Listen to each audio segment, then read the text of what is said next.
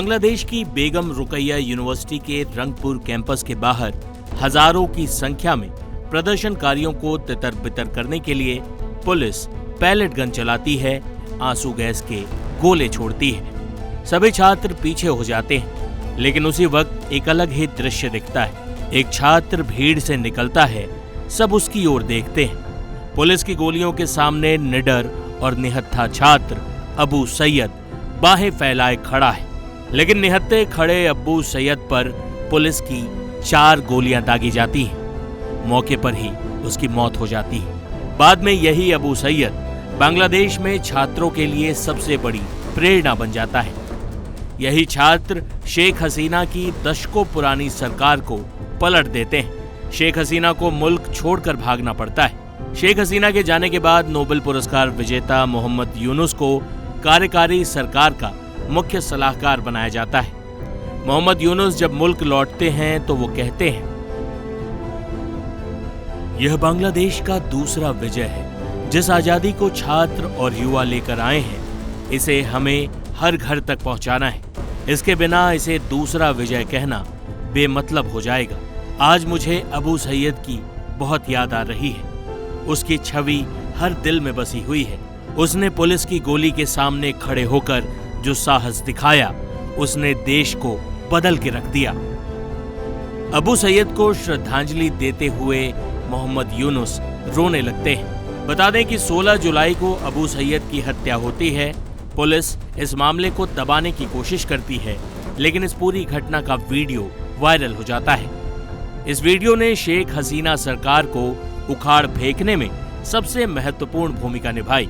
हिंसक प्रवृत्ति की होने के कारण हम भले ही आपको वो वीडियो नहीं दिखा सकते, लेकिन तस्वीरों के माध्यम से आपके लिए उस मंजर को खींचने की कोशिश जरूर कर सकते हैं। तो इस घटना का जो वीडियो सामने आया है, उस वीडियो में दिखता है कि अबू सैयद अपनी यूनिवर्सिटी के आगे पुलिस वालों के सामने अकेला खड़ा है। वो दोनों हाथ फैलाकर पुलिस वालों के सामने खड़ा हो जाता है। उसके एक हाथ में डंडा है, दूसरा हाथ खाली है। अचानक एक पुलिस वाला सामने खड़ा होकर अबू सैयद पर गोली चलाता है। लोग चिल्लाते हैं, उसे गोली लग गई। अबू सैयद पीछे हटता है, लेकिन फिर से सामने आकर खड़ा हो जाता है। दोबारा अपनी बाहें फैलाता है, उसे फिर गोली मारी जाती है, जिसके बाद अबू सैयद कुछ कदम पीछे हो जमीन पर बैठ जाता है। एक छात्र उसकी मदद के लिए आगे आता है और अबू की मदद करता है खड़े होने में। अबू सैयद की गर्दन, नाक और शरीर के अन्य हिस्सों से खून बह रहा होता है। 3 और छात्र आते हैं अबू सैयद की मदद करने। आनन फानन में उसे अस्पताल लेकर जाया जाता है, लेकिन डॉक्टर उसे ब्रॉड डेड घोषित कर देते हैं, यानी अस्पताल पहुंचने से पहले ही उसकी मौत हो चुकी थी। लेकिन इस घटना पर पुलिस जो FIR दर्ज करती है, उसमें लिखा जाता है कि अबू सैयद की मौत प्रदर्शनकारियों के हमले में हो गई।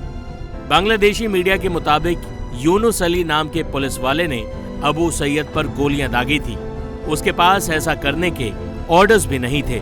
हालांकि अब तक इस मामले में किसी पुलिस वाले को सजा नहीं हुई है। शेख हसीना सरकार ने अबू सैयद हत्याकांड की जांच के लिए एक कमेटी भी बनाई थी। जिस जगह पे अबू सैयद की हत्या हुई थी, उस जगह का नामकरण उसके नाम पर कर दिया गया है। बता दें कि अबू सैयद 9 भाई बहनों में सबसे छोटा था। वो इंग्लिश ऑनर्स का स्टूडेंट था। उसके पिता रोते हुए बताते हैं कि वो सिविल सर्विस में जाकर परिवार की तकदीर बदलना चाहता था। अपनी हत्या से एक दिन पहले अबू सैयद ने फेसबुक पर लिखा था कि छात्रों के मुद्दों के लिए वह जान भी देने को तैयार है। दुर्भाग्य से अगले ही दिन पुलिस की गोलियों से उसकी जिंदगी महज 23 साल की उम्र में खत्म हो गई। लेकिन छात्रों के आंदोलन को आरक्षण विरोध से हसीना विरोध की तरफ मोड़ने वाला लम्हा अबू सैयद की मौत ही थी, जिसने छात्रों के अंदर शेख हसीना की सरकार के प्रति गजब का गुस्सा भर दिया, जिसका परिणाम हमने 5 अगस्त को देखा।